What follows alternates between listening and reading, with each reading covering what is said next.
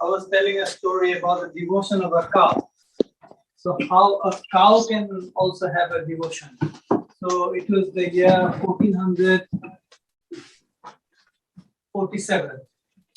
So this gentleman had a big cow shed and he looked after the cow really well, because it's understood that if you look after cows, you look after Krishna. So the gentleman made sure every cow was well looked after. So in the evening, he made sure every cow is tied in the corner, they're comfortable. A particular cow, we find this cow in the morning is wet. It's very suspicious. He keeps it nicely, there's no leakage. The darkest night, so we could see that this cow had suddenly walked out of the shed, goes straight to the river. And this is not a small river, it's mighty broad of river. This cow decided to swim across the river. And it went across. And this gentleman was like, what's happening? So he decided to take a boat and follow the cow. The cow crosses that huge river in the middle of the night. And then there was a Shiva temple at the time. And the cow was standing outside. And then the priest opens the door. The cow walks inside. And then after some time, the cow comes out. And then he walks back home, like swims back home. And then he puts his neck inside where he's supposed to be as if nothing happened. So now he understands what's the secret behind the wetness that he notices in the morning. So he told the family priest that this is what has happened. He was childless at the time. He's done many prayers, many worshipings. He was still childless. So the family priest advised to go and meet the priest of the Shiva temple. So when the priest of the Shiva temple knew that he was the owner of the cow, they thanked him. Apparently this cow had been giving them milk for a long, long time. And then they suggested that they pray to Shiva. And so when this gentleman prayed to Shiva, Shiva granted a boon that I will be born as a Krishna at your place. And that's how Sankardeva was born. So that's the story of how Sankardeva was born.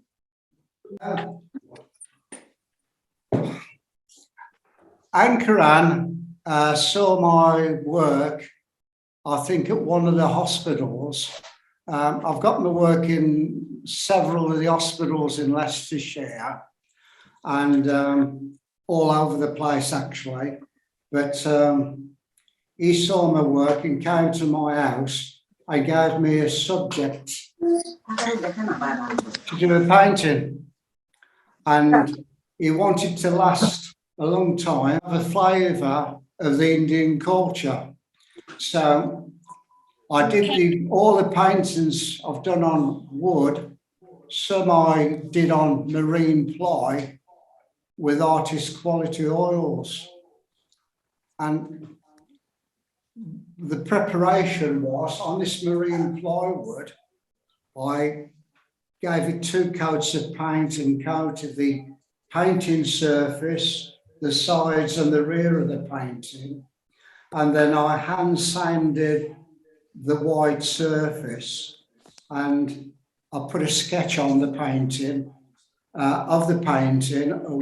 the composition and the design that Ankaran asked me to show. I think if you look at some of the artwork there, well, the one I've got behind me, for instance, this one, I'll show you. Can you see that one okay? Yes, we can see that. It's beautiful, very nice. Can you see that? Yes. Amazing. Thank you. Namaste. Namaste. Thank you. About my artwork, well, what I tried to do, I started, Ankaran gave me a subject, and then I had to prepare the surface of the painting and the wood so it would last as long as possible. and that's the materials I used. As the subject, I researched mainly off the internet and trying to put myself in an Indian climate where it's unbelievably warm, and I would then think where the painting is going to be viewed and who's going to look at the artwork. And so I think one of the first ones that I did involved a stair, and I was so amazed the amount of different steers, bulls, cattle there are in the world, and I eventually got the design, the physical design of the breed of the cattle that's used in that part of India, in Assam. And from the feedback I've had off Ankaran, I did it correctly. And so most of the time regarding the painting is done on pure research on the subject that I've been given, the type of animals, the type of dress that the people wear. And the main thing that I wanted to get over though, is that these paintings, I designed them to be viewed in a satra by candlelight. And if you notice, it's got a lot of varnish on it. And the varnish I put on there, many layers, was to protect the image underneath. And so the people who look at my artwork, I would like them to be a connection between themselves and Sankardeva. And so they can go up to the painting and physically touch my painting and think of their God, Sankardeva. And in that respect, if I brought the people closer to their religion, I've succeeded. That's what I wanted to get over. The second thing was the design. I wanted to get those animals designed. Now, that was a difficult one for me with the snake on, because I hadn't been to India, so I had to imagine what the sunlight would be like. Out of all of them, that was the most difficult. It's the most simple to look at, but it was the most difficult for me. All the others I enjoyed doing because they put up immense problems. But like I said, if I brought the people closer to Sankardeva through my artwork, then I've succeeded. If I have achieved, my objective was to bring people closer to Sankardeva with my artwork, and they can actually go up and touch the painting. That's why it's got layers of varnish on. And I hope in touching the painting, it will bring them closer to their religion. And then maybe they may think, how can a white Englishman in Leicestershire paint something like this and communicate? I think communicating in a peaceful manner is far better than all the silly wars we have. Beautiful.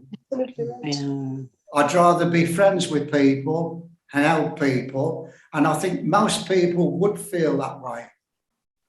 But as I said, my objective was to bring the painting closer to you, the people. And I imagined that if I was in a satra, in a hut, in India, and there was candles there, and I'm not highly educated, and I've not thought about much. I go in the fields, I work with the animals, day in, day out. And when I come into the satra and see a painting in candlelight, I hope then, I genuinely hope that my artwork will bring those people and you closer to Sankardeva. Yes. Thank you very Thank much. you. Thank you. Yeah. Very beautifully said. Very well said. Yeah. And actually, when I was painting it, Yeah. in my art room, I played soft music, religious choral music, and I burn incense, and I tried to get into your mind how I can communicate with you without talking to you, purely through my artwork. And that's what I've tried to do. Beautiful. Very well said. Yeah. Thank you. Thank you very much. Thank you. You have any questions? None? Take away. Robert, I thank you for all the hard work you have put into it. And I really It's very kind of you. Robert, I really thank you for all the hard work you have put into these works. Thank you. And artworks are really priceless for me. Thanks for your help. Thank you so much. Thank you. We really